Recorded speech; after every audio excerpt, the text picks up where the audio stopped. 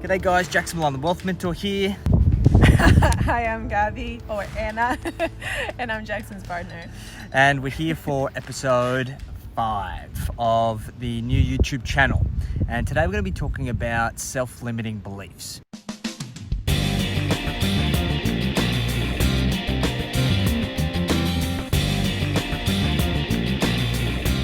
So this is something that's I think super important and is really one of the main reasons why we're going about and doing this trip. I think that so many people in their life and particularly in their business create invisible ceilings for themselves that ultimately prevent them from doing the things that they really enjoy. I figured we'd have a bit of a chat about how self-limiting beliefs have impacted us, how we've navigated them, and then I guess why we're doing this to be able to set a kind of a new standard in terms of how we choose to live our lives and run our business into the future. So how have self-limiting beliefs impacted you? For me, it limited a little bit my career when I moved to Australia for the first place. Definitely took me a while for me to, just get my shit together basically and start doing stuff that actually makes sense and build a career here in Australia. I've been here for six years. Yep. And I'm in this job that is actually my career now for 2 years. So that definitely put a stop on it. And I think I'm always kind of afraid of change.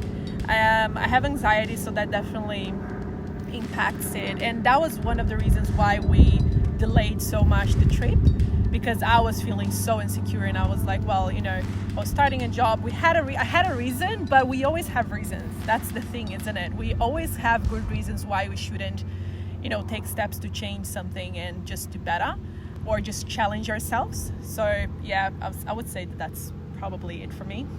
Yeah, I think I know for myself, looking back from when I was younger, I think that most people, when they left high school, they basically made kind of one of two choices.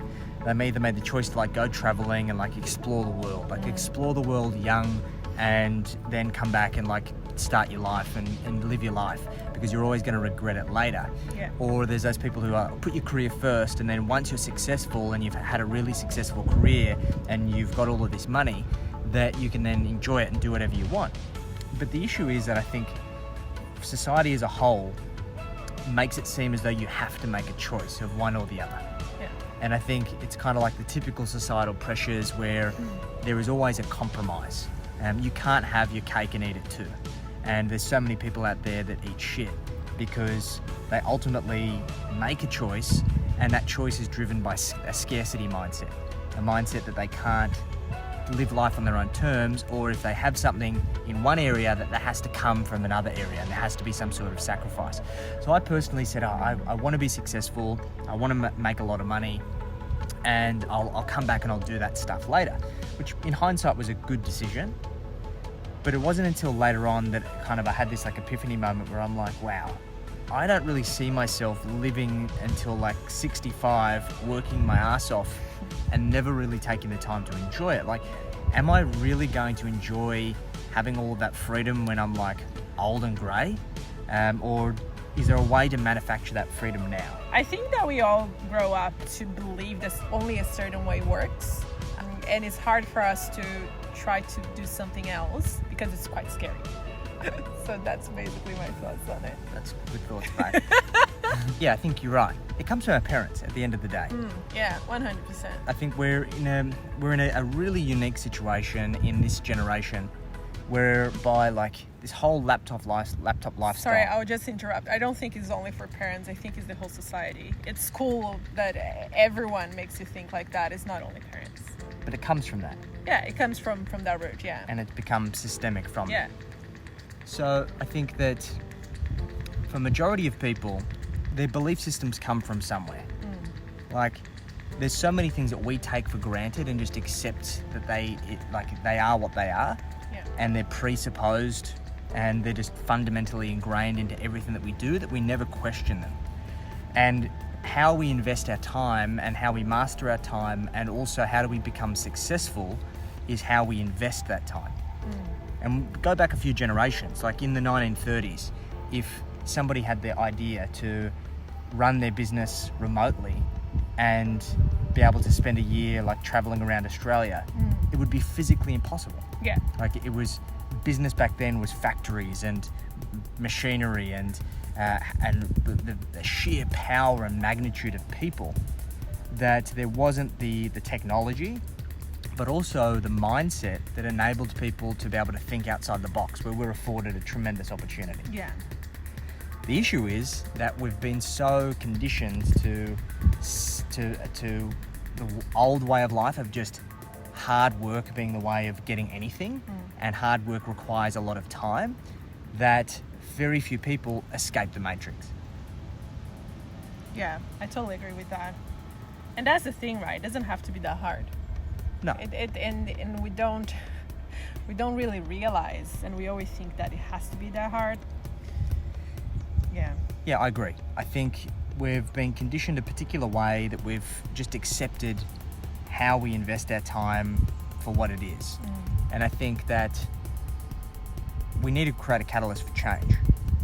And I think that in future generations, the decisions that we make and the precedents that we set are going to have a massive impact on how people live their lives in the future. Because think about it, like, are you really content with working like 40 years of your life to potentially enjoy 10 or 15, or if you're lucky 20? And especially if you think about it, that, like, I would say, I'm not sure if most people, but probably most people don't even enjoy their work. And if that's what you're going to be doing most of your waking time, then, like, what are you doing? 100%. Like, it doesn't. The maths doesn't work out for me. Like being somebody with a finance background, the idea of investing 11 months to have 1 month off, if you're lucky, as a business owner. Even very few business owners get that opportunity. Actually get that, yeah. Or working 40 years to have 10. Like, do you think that that's a really good investment or return on your investment? And when you think about it, like, for all of the clients that I've ever spoken to, all of their aspirational goals are around creating more memories and having more quality experiences with, like, the people that they love. And then when you ask them, well, when do you want it? I want that in 5 years. I want that in 10 years. I want that when I retire. How insane is that, hey? Do you really? Is that really what you want? Like, is that just what you think you have to do? Or if you were given the opportunity, do you really think that you could do that sooner? And once again, like, I always believe in the saying, he who said he can and he who said he can't are both right. Yeah. Like, it's a self-fulfilling prophecy, 100%. isn't it? You prove yourself right or wrong depending on your perspective, and our job is to prove ourselves right that we can actually do this thing. Yeah. So let's talk about the first trip. What were your biggest self-limiting beliefs when we come up with the idea? And look, at the time it was kind of a dream, right? Yeah. We shot some ideas around. We bought a couple of books. We had a few conversations about it. We started doing our research. Yeah. What were your self-limiting beliefs about it? That I'm an immigrant and I don't have established career here in Australia like you do. That was definitely for me. You know, as I said before, I'm here for 6 years. I finally landed in a career that I'm like, yes, this is what I want to do for the freaking rest of my life, because I love it. And I had quite recently started working there when we started talking about it. And firstly, I was so excited with the idea, because obviously that's a dream of mine as well, you know. For those that don't know, I was born with into a family that did, you know, full of drive competitions and stuff like that. There's photos of, like, my mom pregnant of myself, just helping my dad getting the car out of the mud and stuff like that. So this is actually something that I do. It is a dream of me, right? But then instantly goes like, no, I can't. You know, I don't have established career. I don't make enough money. And that fear, I can say, also come from my family, that we never had money. So obviously that fear of instability was something that it was there, like, right on my core. So yeah, I would say that was definitely mine. Yeah. Look, for me, I've always had an abundance mindset, and I've developed a habit of always trying to prove the status quo wrong. And even if that means that I just reinforce and I say, okay, ultimately I couldn't achieve that. This is the best way to do it. I've always had a healthy curiosity with kind of pushing the boundaries on these kinds of things. And I work well with lofty goals. But I know that a lot of this comes from the fact that when my old man died at 66, and when you think about it, what's retirement age for most people? 60 if you're lucky, if you're really well prepared. 65 if you're not so. Sometimes even you might even work even longer. And to think that my old man got 1 year into his retirement and was dead, and that was a big catalyst for me. The other one was that he was a perpetual dreamer. Both of my parents were, but my dad a lot, and they'd always spoken about all of these regrets. And I don't know who said it, but you miss 100% of the shots that you don't take. Yeah, 100%, yeah. And I think that the last thing that I ever want to do is to look back on my life with regret and say, oh, I had that opportunity to do that thing, but I never did it. And I think this is so important that we have the opportunities. We're enabled by technology. The world has been so disrupted by this coronavirus situation, but it has set a new precedent. So true. For having that flexibility. And you owe it to yourself, you owe it to your business, you owe it to your family to take this opportunity and redefine what your ideal lifestyle and what flexibility looks like for you. Because I think the thing that I'm most excited about in this whole situation is that once we prove that we can do this, what's the next thing that is going to be left to prove? Yeah. Maybe we're going to run the business from space. We'll see how we go. We'll go to Mars with Elon. I had self-limiting beliefs as well. I still think about it. Like the other night when I went to bed and it was kind of like lying in bed and I was thinking about it and I'm like, oh shit, like what if we don't have internet somewhere? What if we get stuck in the middle of nowhere? What if the car breaks? What if the car breaks? And the thing that really concerned me is because we've got 2 dogs. Otis is very sickly because he's a pug. What if something happens to Otis or Dobby when we're away? All of these things, I think that as human beings, we want stability, right? Yeah, of course. But growth doesn't come from having stability. Growth comes from getting outside of your comfort zone. So I think challenging yourself so you can 100%. learn new stuff. Exactly. And then you can, yeah. So all of these things are kind of healthy defense mechanisms, if I could put it that way, to indicate to us that we're heading in the right direction. When you look at your family and your friendship groups, and like, because we're pretty out there. We talk about a lot of kind of out there stuff, and we kind of do a lot of different things. When you talk to your friends or your family about these plans and these things that we're doing, what's their common feedback?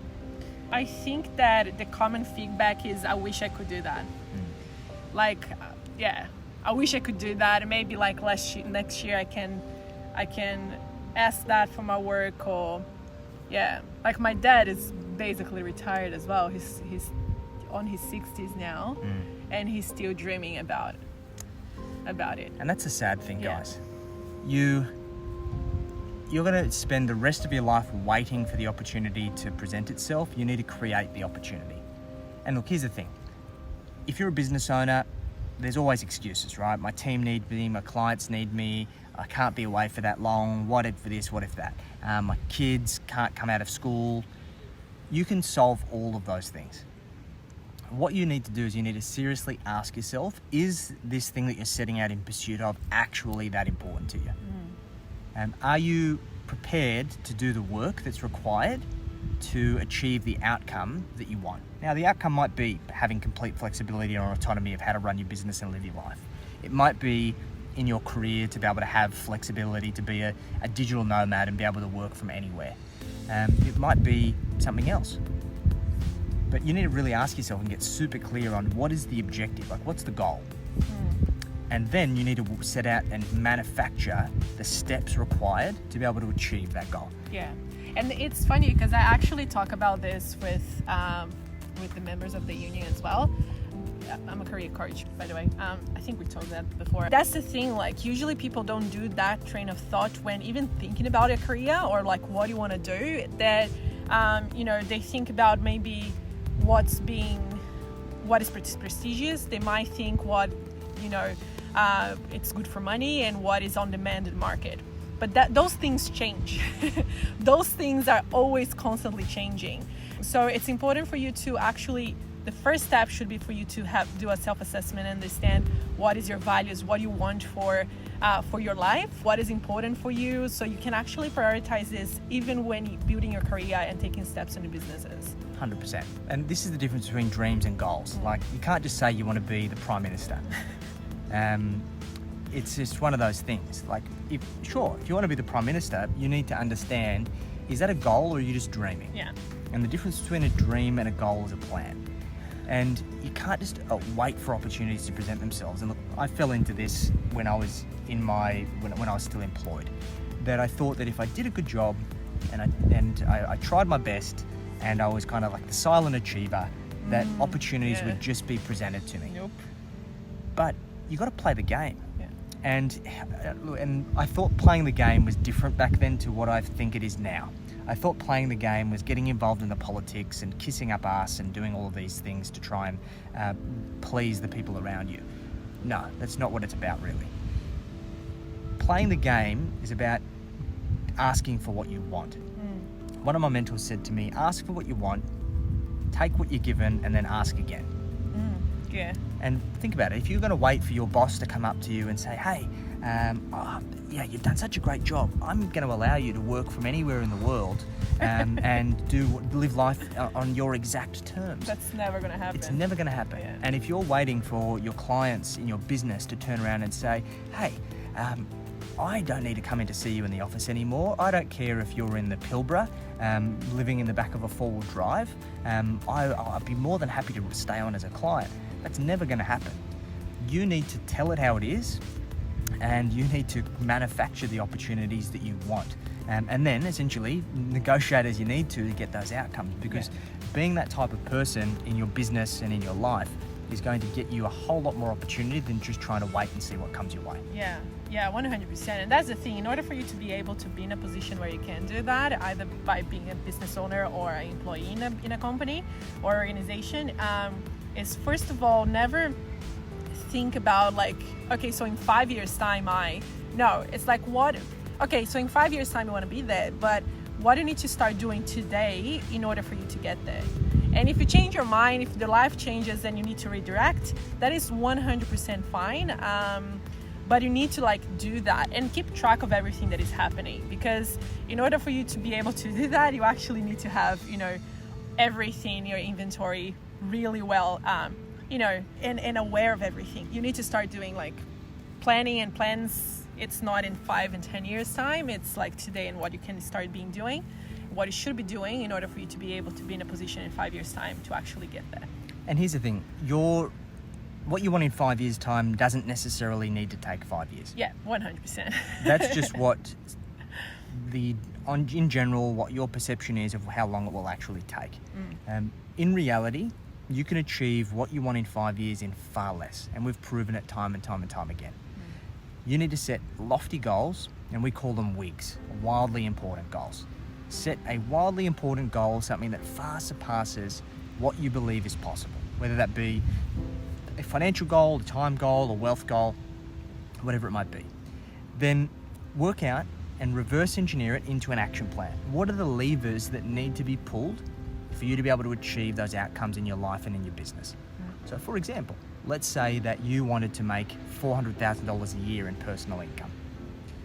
What's the contributing factors to that? What are the impact drivers? What are the things that allow you to achieve that outcome? Well, you need to produce a certain level of revenue. You might need to do a certain number of sales. You need a certain number of clients. You need to charge a certain amount for those clients. There are certain things that need to be done to get there. So you can reverse engineer all of that activity down for you to get crystal clear on what is that activity that's required. And then secondly, ask yourself, are you prepared to do the work that's required to achieve those outcomes? Then you're going to achieve a whole lot higher level of success. And that goes for both being a business owner, but also in your career. If you get clear on what is the goal, and then you ask the people that surround you what is required for you to be able to achieve that goal, then the reality is that if they care about you, they'll tell you. For example, let's say you want to double your income. Okay, well, if I want to earn double of what I'm earning right now, okay, what would I need to do for the business to allow me to achieve that goal? And it's a matter of understanding what are the levers that need to be pulled and whether you're prepared to pull them.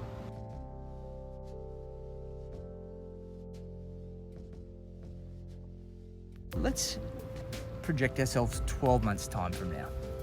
I'd say in 12 months time we will be in regional Victoria.